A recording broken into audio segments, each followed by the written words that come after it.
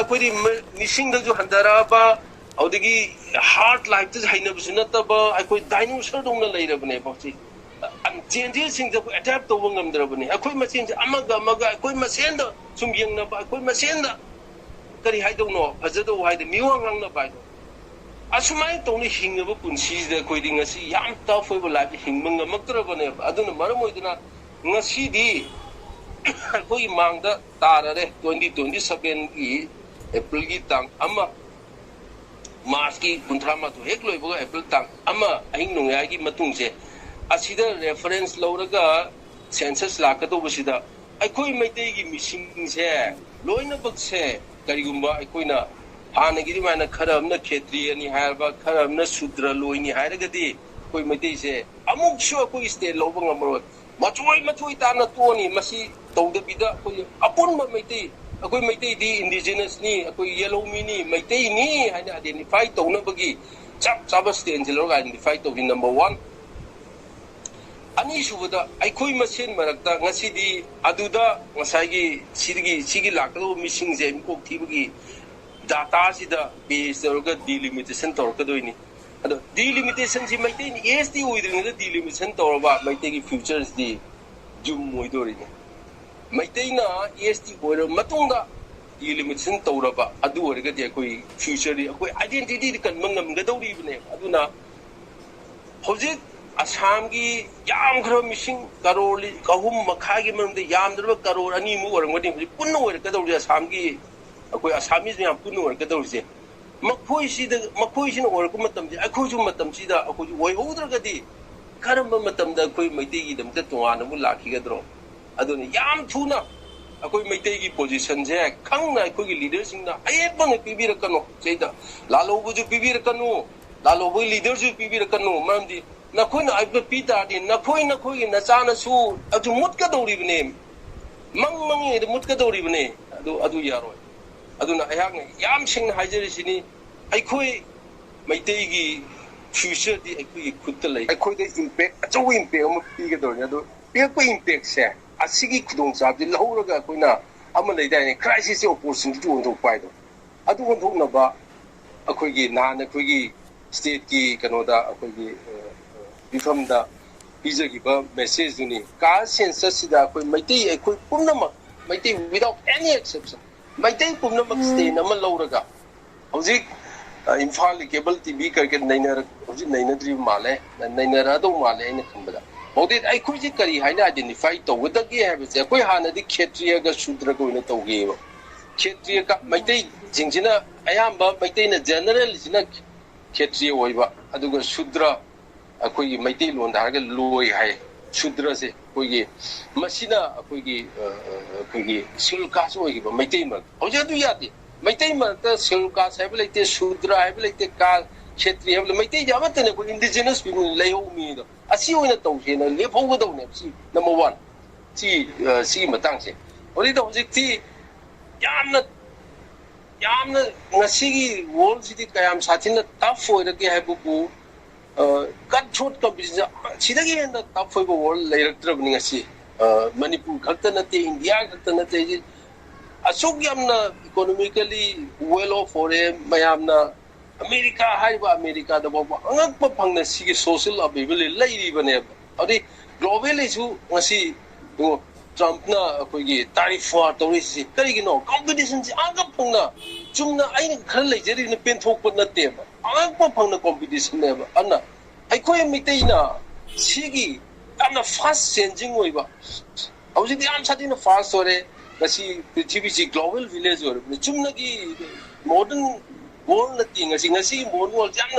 याम साथिना सेकेंड अमदनी अखोइ अमेरिका गा ngasi अखोइ मरु अखोइ मयाम मरता याउदी खंगदेको इंडिया खतन नतना इंडिया तोन फमदि याउरे इंडिया खतन अतोपा अइना कोइ मरु यूके केनो होइगा याउबिरो हाइगिबनि मोइ याउदबा सोजिल होइगा तो अदो आदि हाइबदि एग्जांपल निको चुमना मीटिंग तो होवा पृथ्वी के तोन बा कॉन्टिनेंट दगी फमिनरगे मीटिंग तौरिने सेम प्लेटफॉर्म सिदा आदि असुकी मदि पृथ्वी पिक्सल लइनेबा हाइदि अवको फंगना ngasiगी टेक्नोलॉजी सिना चाउखलपनिना याम थुना चेंज तौबा ꯑꯁꯤꯒꯤ ꯆꯦꯟꯖꯦꯁꯁꯤꯡꯁꯤꯗ ꯑꯩꯈꯣꯏꯅ ꯀꯔꯤꯒꯨꯝꯕ ꯑꯩꯈꯣꯏꯁꯦ ꯑꯦꯗꯥꯞ ꯇꯧꯕ ꯉꯝꯍꯧꯗ꯭ꯔꯕ ꯑꯩꯈꯣꯏ ꯗꯥꯏꯅꯣꯁꯔ ꯑꯣꯏꯗꯣꯔꯤꯅꯤ ꯏꯟꯐꯦꯛ ꯃꯩꯇꯩꯁꯤꯡꯁꯦ ꯉꯁꯤ dinosaur ꯑꯣꯏꯔꯕꯅꯦ ngasi chingsingu akhui ngasi lan tawnei haina hariba haidi kari haisige khongjai lan haisira asida tawba asagi koina immigrant community ni hariba makoisi yamna adapt tawba haibane hengbiu ko sathina haibane moi khudong sadu leredna akhui ju ni haine ba Israeli prime minister da moi chithi ne ba koi mateng pangbiu akhui ju akhui se sign तौने India की हारिबा मणिपुर हारिबा मफमसिदा मैतेसिंग अखोइबु अखोइ मथग लान तारे ओना तेन ओखल हाइनिको लान Moina तारिबा अदो असोम दोगा अखोइदा लान तासनबिना अखोइ जु अखोइजे मैतेसिंग हापिरे यंको Moina ngambase yamna awdagi ngahakla amadamo haini amawdi christian ka budama अखोइ christian ni ada christian jing मैते हिंदू सिंग जा कोइ अटैक तौरे हम हाइबा आदि याम हाइबसे masagi yam fast to mo adapt to amaga adjust to yam mai bize otherwise akoi mi te yina chum akoi bu kari haisige akoi na chahi chani chom sida akoi gi thought process mai te akoi thought process ri yam sing ha di kari haisige yam na soft foi ba akoi vaishnavism gi philosophy da akoi gi kari amalai bani akoi gi ai kaw re ju hana de masi yam na to mani प्रेम की करी कोई की नुंशीब की अदुम the सत्खिदना कोई की राधा कृष्ण की याम नुंशीबा ननाई उजगी चोरोन की सेवा नतना ते मत पामजदे ना कोई मैते सिंगना धोती मिसेजगा कुर्ता लिचरगा छान मिंजरगा कोई की अदुम याम सॉफ्ट फोइबे याम तपसबा लाइबक सिदा टिका कोई संदून चवा थिंदना अदुम माइ तो yamna ngasi ho ba du life to hongdri bo thinking thought process hongdri apni da haidi ngasi gi changing fast changing world gi kano sida yamna dynamic oiba society ngasi world sida akoina masida ko ju adapt to wa heitraga di akoi je lupa dori lupa bni no jiksi akoi gi ngasi yang bio koi gi kani fertility rate ha ji ko akoi gi maiteina asi sabuk handari ji kari no luhong bang maktra ba nupa su luhong bang maktre nupa na luhong dra ni bi luhong aro idna kari no ai khoi ge adaptation jing asi gi hanagi matam luhong matam da sanghal liba matam odai de ritual mayam sida matam manghal liba changhal liba madugal loina ba paisa changhal liba mayam je koi ngasi di economically je koi resourceful oidre koi maite sing je thabak su yam su banate akoi marakta dignity of labor si leite maite gi di thabak su achobo macha yam na khai akoi machine marakta su society akoi maite society marakta su mahang achobo sagi ni mana macha sagi ne na othok panga sagi brahmin khetri baisa sudrai ke no je aduma koi da option gi ra ban chai chani chom je aduna marak moi dai koi vertically su horizontal lu machen mise thong thugai bu kai ru society ne ba ado ngasi yamna fast changing society dynamic oiba society kanu si ngasi world si masi adu maina leidna akoi adapt to bangam dragadi akoi je akoi dinosaur no mutpa du mutpa gi film de lab ne aduna adu dinosaur no mutana hona da ngasi di anova modern world si kali to ro akoi je anova changes sing je akoi masi loina raga sepangam godagi habdo adom da ne bakoi ngasi lari ga hiba mayan masi puthongpi raga idea do puthongpi raga koi leader jing na badu mang thabi ga pubi ga natraga de koi ngasi ngahing bang amaro habini da maite je asini ko paile lur je na ngasi ai koi dinosaur ni hinga look ji habra natraga ahong ba changes jam da dynamic oi world si de changing da koi je adapt to raga masi de tuition na ga masi tongchal laga koi je ngamna ba ko hingjira haibado madu this is the only choice asigi choice matam si lauktam da ko ngasi ri ke do imanga achoba india gi bharat ki una ahong por ka do ba ka census lae ka census sigi matungina ko ke do ni ko maiti se kai haina hana ko kshetriya ni haina identify to duna ko di punjabi gumbani mingju singloin tare audagi ko di bengali gumbani tamil gumbani achoba sagai ne chat ke aryan gi extended family ne na aduna ngasi di akoi ngasi da akoi gyan tara kan da di akoi ji schedule trying to loin of lotion grelum could my could lay hold drain and I see that we regret the but at the same time regret it only haragamo a point show them yes the will be a beacon was a quiggy adum even in 1981 Rosari Shang the same women the Rosari Shang Masana manipur send me the meditation the yes will my take for the money yet and yard my day leaders in dinner other public take hunted the mina leader amanina have the matung less up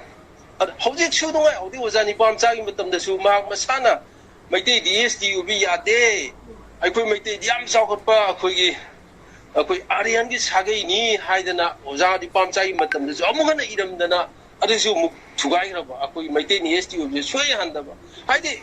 could is hand on it. I put me on a sounding I late. Can under the which sounding I late. Other Jose Queen Marup didn't I give up. I could Marakta who I yet play Harzi, Yam saying a city. Call a spade or spade. Nasidi, a quick key, the Natraga pulling the singer, the Minakari, Harkit again, Kari high against singer, the like them not in a city. May the singer had it only. Yam singer had it, Jose. My day, Quiggy, Sami Manunda 95% in a sea, my day is the way I was there. Put him on the palm name. I quit WMC the Nate, ACD, Shingi, or Loina Riba, MTU, Loina Riba, my amje, Machine Manipurgi, Maitei Taba, Kungang Pudimata, Maitei Taba, like I could who set up late them. Loina Shurabani, Manipurgi, Tampakilam, the Ladiba, Maitei Taba, Mapam Pudim, some the like I am done a Kungangam, then I call Maitei AC winning day as a Kanam Taharakabani. Adu Yamna Libe Tiridi. I coin a Yamna. Is it Togena Lejaba, New Karana, Odigi Kulai Piper, Laloba Karana, Maquin Maquio, Wakalonda. My days is the Ubiadi, my days tiny, Matai, tiny, then Topan Malabar, Yam Sapal Malabar money. I don't chocolate my queen, carry them the queen, easy the don't we know in a underroom that the minor, what can do color Maquina name, was she?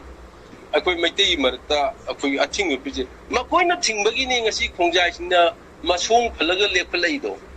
My day Marta Zapsana Lepagai Committee ST by Abaze, Matina, I could right knee, I could identity protect on the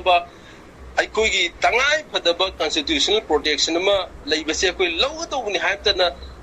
There I sing the Hazaki Kanagumba, Konzai or Amoro, I could against the Chaptan and Lip at all later. I could machine to I never do. I do come then a moina. Junction like I my team machine to Yanatavani. She high orders in a Hijalapani. I couldn't mean she boxing Tinaba, Hangdeama football Sanaba Hangde. Maggie adverse or Atopa opponent give merit to the Yanatavali Haraka, the Kudung Sabalo, Aduni, I put my team machine Marta Manati and Hibawakando, Maduna Ningasi, Konjai, Mana. And we maintain a do that and Gang is it. I quit machine, but we had clear Krabada and Amtana against and Gangway. Madam, I quit EST with the Nabu, immigrant community on Yabro. Ponjadi immigrant community, Samangai, Mamanga Lapos, immigrant, 200 years among the Lapos immigrant community, the EST, Yadi, Ado. Immigrant community, I said EST, Makuna Mapus, I said, maintain EST, BRO, and I quit machine to I know Marato, a Shangi population, Karo, Ohunga, Makairo Moibani. Karo, Ohungi, Makaisi, Manunga, Bangali, Pangansing, and Natan, Lemori, Makai, low in a say. I see EST, we get over hide in a little bit. I quit the get hands of I see Taya home the South City, India. Chief Justice or Mabani, Muy Martagi, India,